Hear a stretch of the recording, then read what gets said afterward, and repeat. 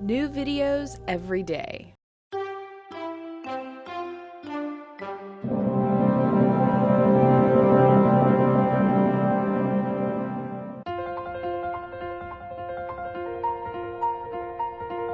Today we're going to talk about red wine, and this is the first of several videos that I'm going to be doing about alcohol. And I want to ask you how often you drink and what you drink. So we're going to take a little survey, and I think that will give me some information on what to talk about in upcoming videos.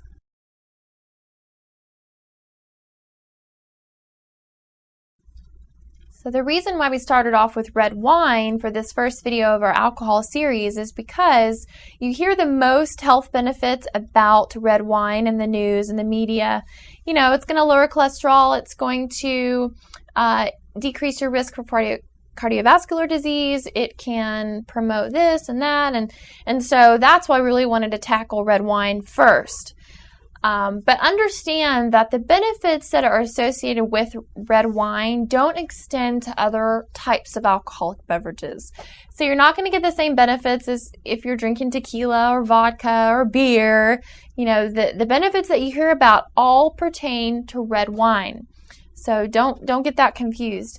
And then the other point I want to make is when you hear the word recommendation about alcohol, they're not saying how much you should consume for a health benefit.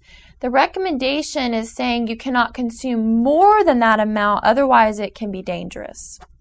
Studies showed that red wine does increase HDL cholesterol, which is that good cholesterol. You want that to be high. It also can decrease blood clotting, which is absolutely important to reduce your risk for stroke and heart attack. It can lead to decreased risk for other cardiovascular disease events. It can keep your arteries open and flexible. So there are definitely some benefits to red wine, including the amount of antioxidants that it has in it.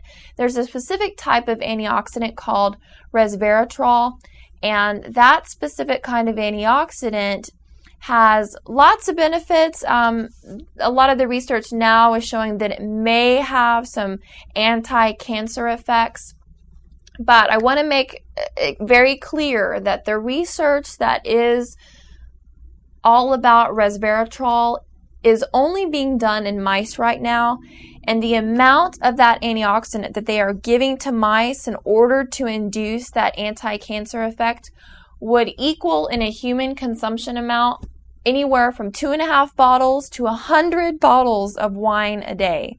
So you may read these articles about resveratrol. Oh, it's so good. Okay, I'm going to drink red wine. And just know that, yes, there is research going on, but it's not quite clear how much we would have to drink to get the same benefit and if it would even be worth it. Red wine is touted as this great beverage, something that you should do on a daily basis, consume, consistently because of its antioxidant content. Well, I want to make it clear that red wine is not the only source of antioxidants. There are a ton of foods out there, specifically fruits and vegetables, that have antioxidants. So don't think that red wine is your only choice for these, antioxidants that are going to help you with all these benefits. And then, and something I find funny too is that, yes, red wine has these antioxidants, but where does red wine come from? Well, it comes from red grapes.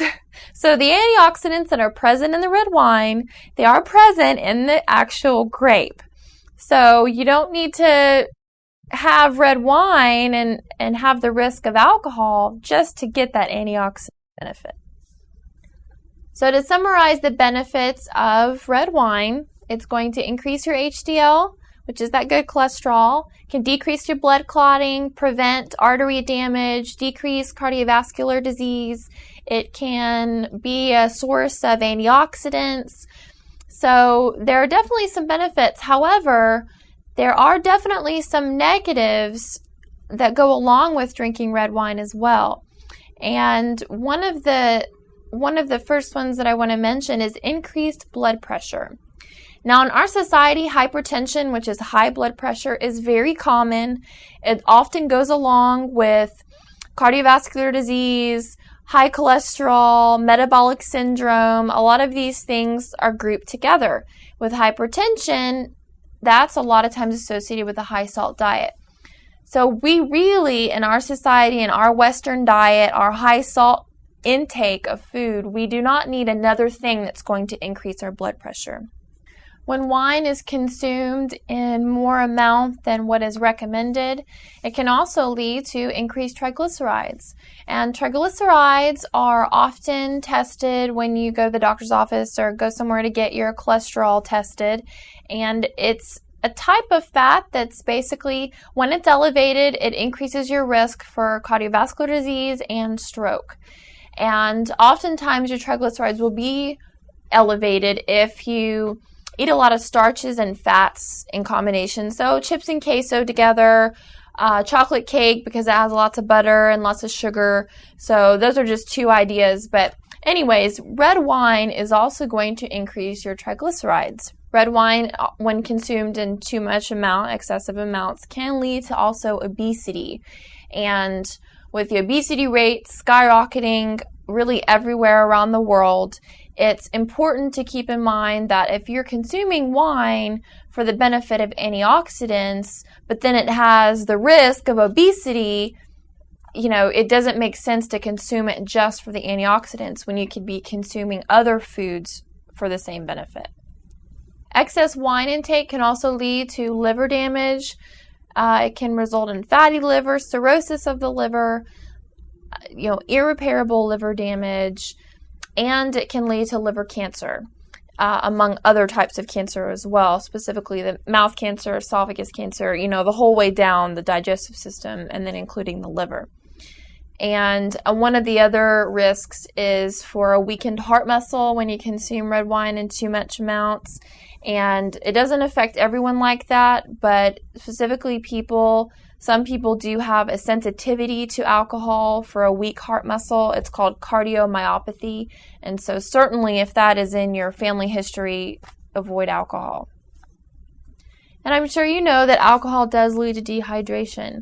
You start urinating more, and then on top of that, you have the potential of having vitamin B deficiencies. When I'm working in the hospital and I see a patient that has been a chronic alcoholic for years, the first thing we do is start them on what's called a banana bag. And the banana bag repletes all of their B vitamins and just basically try to get them back to a normal level of B vitamins in their body. So combined with dehydration and the B vitamins, that is really one of the most acute risks for excess alcohol intake. And of course, if you are drinking in excessive amounts, there is a high association between motor vehicle accidents and driving while under the influence or driving while intoxicated. So if you are going to drink, especially if you already know it's going to be in excessive amounts, do not drive, because the risk is that you could be in a motor vehicle accident and it could potentially lead to death. There's also these substances in red wine called tannins, and they're also in other foods like chocolate, and they're in drinks like coffee and tea. But tannins are substances that interfere with how the body works. So basically it can promote headaches and migraines. So maybe you have for years had headaches and migraines, but you're, real good about having your glass of red wine every night for the antioxidants. But that in itself might be what is actually causing your headaches. So after all that, what is my recommendation? Well, before I get into that, I want to let you know that I drink red wine. Maybe I drink it once or twice a week, and I actually haven't had it in about a month, so it varies.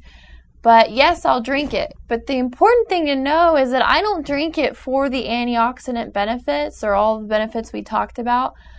I drink it as a treat. It's a treat to me. I get my antioxidants from more nutritious sources, more nutritionally complete sources. The U.S. max recommendations for alcohol is 1 to 2 glasses a day, depending on whether you're male or female. My recommendations are a little bit lower, and my recommendations do pertain to red wine. And I recommend less than 3 to 4 glasses a week. And that is of red wine. I'm not saying that, 4 glasses of tequila is is appropriate, but for 3 to 4 glasses of wine a week, that can be a healthy part of your diet. But it's not the healthiest option out there. There are certainly healthier options that you can choose from. And then to know that in moderation, it can be a healthy benefit, it can be a healthy addition to your diet, but in excess, the risks outweigh the benefits. So the bottom line is, number 1, yes, red wine in moderation can be healthy. But 2, it's not necessary or essential for a healthy diet. And 3, even though it does have benefits, it's not the healthiest choice out there. There are healthier options that you can choose from for those benefits. And number 4, when you consume it in excess amounts, the risks outweigh the benefits. And number 5, like I mentioned, I drink red wine, but I don't drink it for the benefits. I drink it as a treat. So please don't use the benefits of red wine to justify any alcohol abuse. So coming up, we're doing a video about beer, and everybody's heard about the beer belly. We're going to find out how much does beer really contribute to that belly. Thank you so much for watching today. Please subscribe, rate the video, leave your comments, and I will see you next time. Bye-bye. There are over 350 videos on our channel, and I doubt you've seen them all. And the topics range from weight loss, nutrition, sexual health, all the way to psychology and mind control, and anywhere in between. And I think if you check them out, you're going to find some really interesting stuff.